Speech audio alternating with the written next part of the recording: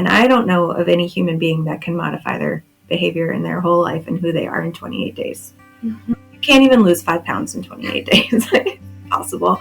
So the fact that we are just like giving people the gift of 6, 9 months, a year to be here and to truly focus on transforming themselves back into the people that they were before, I think it's an incredible opportunity. And so many of them would say that it was a gift that was given to them. Welcome to Shoresides, where we explore the coastal North Carolina region's past, present, and future to promote community resilience. I'm Nicholas Magrino.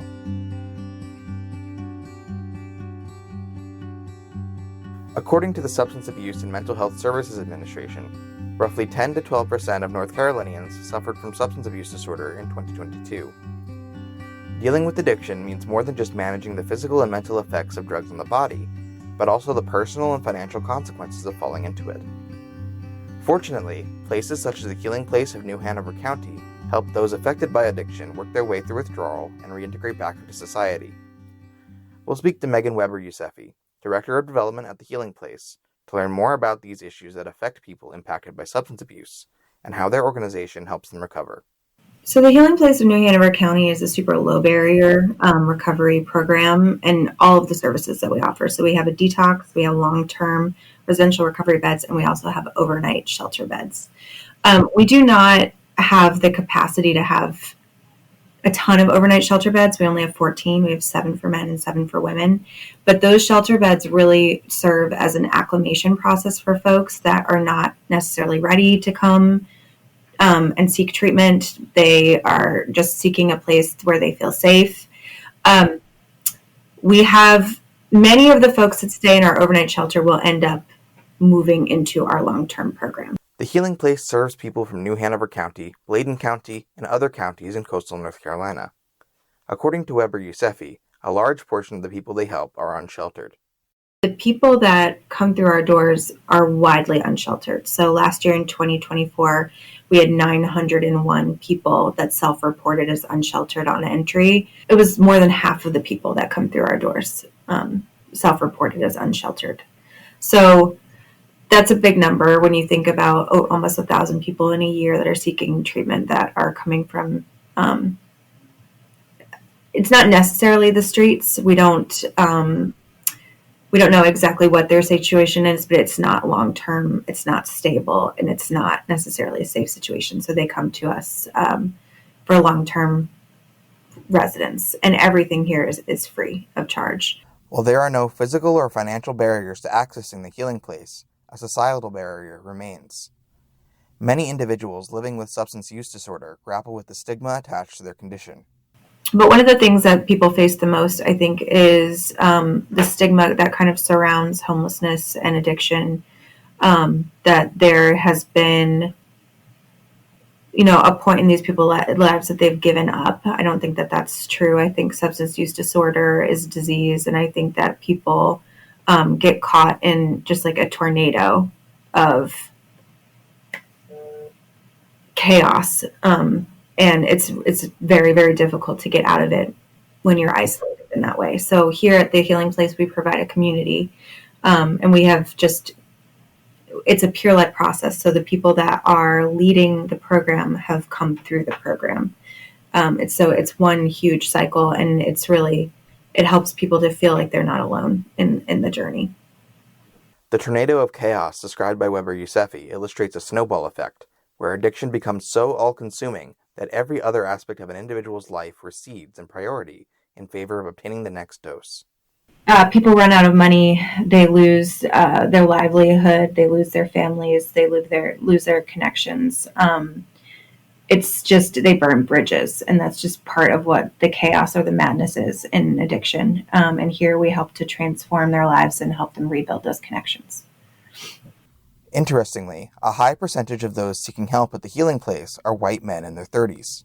So last year, I don't know why it's disproportionately high, but we do have a higher number of white people that seek treatment. So we're at about 70% Caucasian, 23 to 25% Black, and then the rest are either they have not reported what their race was, or it's a biracial.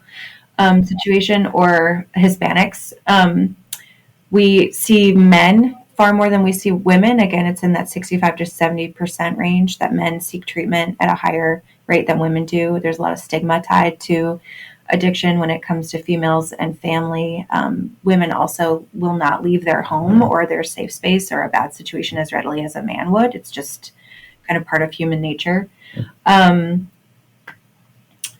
The age range that we see is 18 to 74, but the average age of someone coming in is between 30 to 36. And that's pretty much for all of our programs. And it's just something that we see a lot. And I would say 10% of our population is veterans, maybe a little bit less than that, 8 to 10% of our population. The most commonly abused substances among these individuals are meth and alcohol. In coastal North Carolina near Wilmington, local drug availability and community challenges further shape these trends. So it was always, up until recently, that alcohol was king. And that's not really been the case. It's really switched. Opioid is also not high on the list anymore like it used to be. It's methamphetamines now. So the number one drug of addiction that we are seeing is meth, and then under that is alcohol. After that is opiates, and then after that is cocaine. So those are our 4 highest self-reported drugs. Substances that are the most readily available tend to be the most popular. I think it's accessibility. I think methamphetamines right now, especially because it's created in labs, I think it's just very, very accessible, and it's really, really cost friendly. Unfortunately, but it's really dangerous too. That's where a lot of the fentanyl that we're seeing is and the overdoses are seeing is because the methamphetamines are laced with fentanyl. And then alcohol, we all know it's everywhere. I'm lucky to not have been touched with an SUD, and I don't have a problem with substances, but I can't imagine what it's like for people to try to quit drinking when it is everywhere. It's so available. It's on every corner. And it's such a gigantic part of people's social lives. So and meth and alcohol are just like right here with each other, neck and neck. And then a little bit lower is opiates, and then a little bit lower is cocaine. The Healing Place has worked to ensure its services remain accessible, offering support that helps individuals feel valued and respected. So we have a few different things here. We have a primary care clinic here. So people here can receive rudimentary care, which a lot of folks have not been doing when they're out, and on the streets, or they've been unable to access resources. So we also link them with mental health resources. We have a clothing closet here. We provide, hot showers, hot meals. We are a soup kitchen, and it's very, very low barrier. So there's no questions asked. If anyone shows up at our door at any time during the day and they need a meal, they're able to receive food, clothing, and shelter, again, free of cost. And again, going back to like the community aspect here, is most of the people here know what it's like. They have that lived experience of homelessness or being unsheltered, so they're able to provide a community. People who enter long-term care tend to stay anywhere from 5 months to 2 years. Weber-Youssefi says that there are no hard deadlines, and the timetable is individualized per person. So the average length of stay is about 5 months, but we have different phases of our program. So in detox, I would say it's about 5 days. It's anywhere from 3 to 7 days that people can detox off of substance. Most people leave in about 5 days. Our program takes anywhere from 6 months to a year and a half to complete. It's a very motivational based program, and it's individualized. So no one's going to have the same experience. After detox, long-term residents enroll in a program designed to help them regain control of their mental health and prepare to re-enter the workforce and society. Some graduates even secure positions at the Healing Place. Yeah, so we've been here for 2 years, and we've had over 100 people come through the program in 2024 alone, which it doesn't sound like a lot when we've had 1,000 admissions, but when you think about the fact that our program is 6 months to a year, that's 100 people that have come through almost a year program and come out the other side of it. A huge part of our model is that we employ the folks that have come through the program. So they are working with us part-time. We've had 25 staff members or 25 people out of those 100 were, applied to and became one of our staff members. So they're now a part of the team and a part of the peer-led process here at the Healing Place. We have created jobs for staff members like that, weren't available before, just because these people that came through the program, they had such a gift. We have a woman here now, and she would not mind at all if I say that her name is Neely, and she's a program assistant. We created a job out of thin air for her because we just knew she had such a talent, and we knew that we needed her on our staff. Those who don't stay with the Healing Place after finishing get some financial support to help them get on their feet when they start living on their own. Well, they do part-time work while they're here, and then they're also working with us, and we give them a small stipend. We have a partnership with Excite Credit Union that's able to give our people when they graduate a small scholarship. It's up to $600 that helps them to get placed into sober living. That usually pays the deposit and like the first 2 weeks rent. We do require that people that complete the program have job opportunities or already have jobs lined up for when they leave. So that way there's hope for success. Most of our folks have the ability to go back into work either in hospitality, or we have partnerships with a lot of different, local, like the gas stations, the drugstores. Our people have a felonious background. Most of them do. So we have to find the right industries that would be able to take them and be able to understand where they're coming from and kind of partner with them on their journey too. But we make sure that that's something that happens when they leave, is they're set up for success. Most of our people go to sober living. We work really closely with Oxford House and Project Transitions, Launchpad. There's several in the Wilmington area. But the problem with that is that there are wait lists and they are expensive. And for our people that have been living here for a year and not necessarily making any income to speak of until the very end, it is difficult. So we do, like I said, we've got the Excite Credit Union partnership that helps a little bit, but it takes a lot of grit. It takes a lot of work. A lot of them will partner up and leave and be roommates, or some will move back in with family. It really just depends. It's just personalized.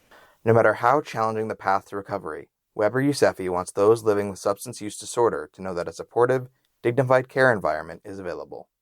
I would say that it's not going to work until someone's ready. So no one can make the decision for someone to seek treatment until they themselves are ready to seek treatment, and they themselves can go back to that step one and admit they have a problem, admit they need help, and be able to ask for that help. We understand here at the Healing Place that the day that someone walks into detox is probably the hardest day of their life. And what they do in our detox, which is non-medical, is they have to suffer through withdrawal. It takes about 3 to 5 days. It feels terrible. We will take amazing care of them there. They will be in an environment where they feel loved, where they feel supported, where they feel safe. We give them sugar. We give them fluids. We give them empathy and compassion, but it's going to suck. But that first step, making that decision to come here and ask for help, is the hardest thing that they will do. And once they get through our doors, we will be there to take care of them. We have an incredible community of people here that all understand exactly what it's like to detox from those substances, to feel completely alone in the world and feel absolutely broken. And the fact that so many people here have been able to be rebuilt from their own work and from loving each other and come out the other side of that and be able to tell that story it's everything.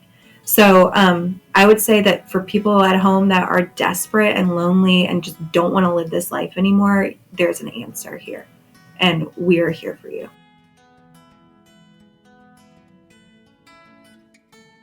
From Shoresides, this is Nicholas Magrino.